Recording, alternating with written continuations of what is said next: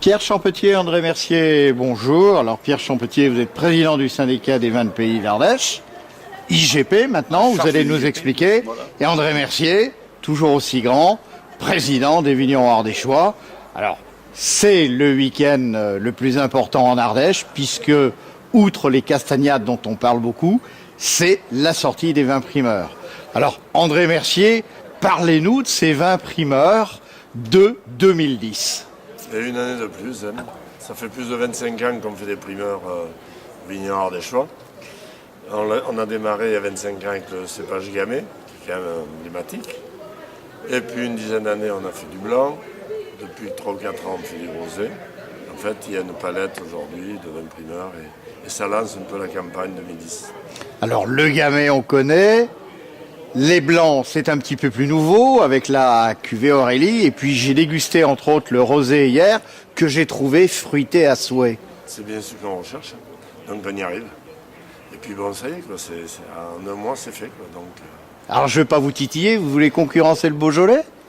Non, c'est pas notre... On joue pas dans le même terrain. Comme on joue chez nous, bien ardéchois.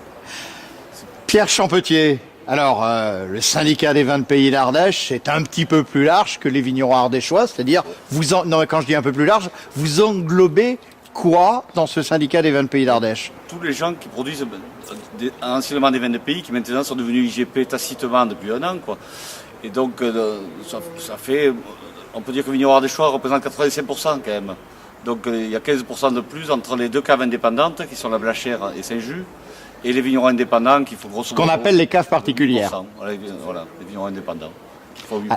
Quelle est votre mission au sein du syndicat des vins de pays ? Nous, on a une mission donnée par l'INAO, de gérer l'agrément des vins, quoi, en fait. Enfin, on appelle même plus un agrément, parce que maintenant, on dit que le vin est conforme. Donc on a vraiment une mission là-dessus.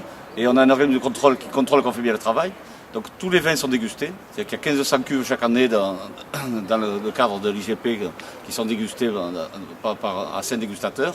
Et c'est ce qui permet de donner le label. Avant, bien sûr, il y a la traçabilité du produit pour prouver que ça a bien été produit à l'Ardèche. Il y a la traçabilité au niveau des rendements, des cépages. Enfin, c'est un travail de fond. Les analyses, il faut qu'au niveau analytique, ils soient conformes.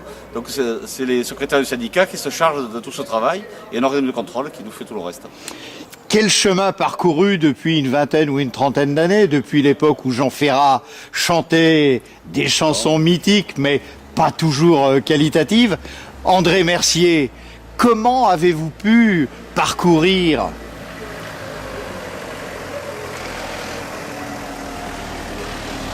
André Mercier, comment avez-vous pu parcourir un tel chemin vers la qualité politique de réencépagement, qualité, travail avec les œnologues, vendange en verre? Je crois que ça s'est inscrit dès le départ. La mission du CLOVA au départ, puis ça, puis maintenant le groupe vigneron ardéchois. Je crois que de suite on a décidé de faire de la qualité. Et petit à petit, on a gagné des parts de marché, en blanc, en rosé, on s'est refusé rien. On a une palette de vins. Donc on a bien exploité, je parle en diversité de nos terroirs.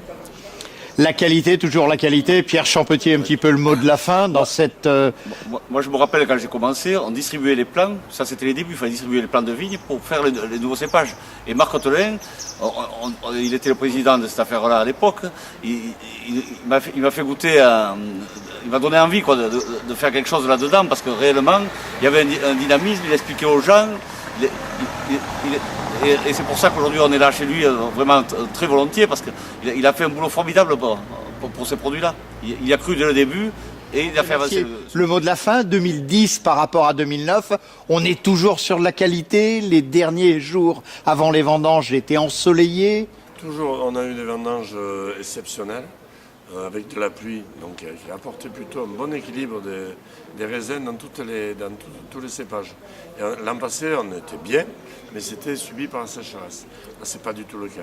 Je pense c'est une belle chose. Je ne suis pas inquiet du tout de la qualité. Des vins homogènes. Merci, large soif, et comme on dit à la télévision, avec modération. Au revoir.